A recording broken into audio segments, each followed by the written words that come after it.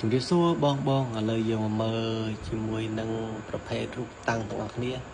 ហើយប្រភេទរូបតាំងនេះមានឈរហើយនឹងអង្គុយហើយរូបនេះអត់ដឹងថាឈ្មោះអីខ្លះទេបើបងដឹងជួយខមមិនផងមានឈ្មោះអីខ្លះទាំងអស់មាន6ទី4 6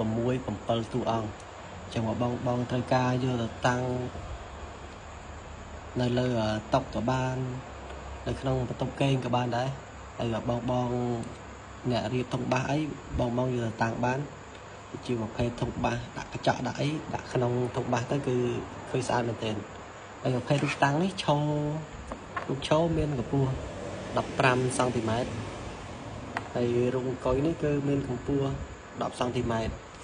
ហើយប្រភេទនេះគឺរូបស្អាតមែនទែនបើបងត្រូវការអីអាចតាក់ទងបានហើយអត់ដឹងឈ្មោះអីខ្លះទេជួយខមមិនប្រាប់ផងអូខេអញ្ចឹងវីដេអូយើងមានតែប៉ុណ្្នឹងហើយបាយជួបគ្នានៅវីដេអូក្រោយទៀត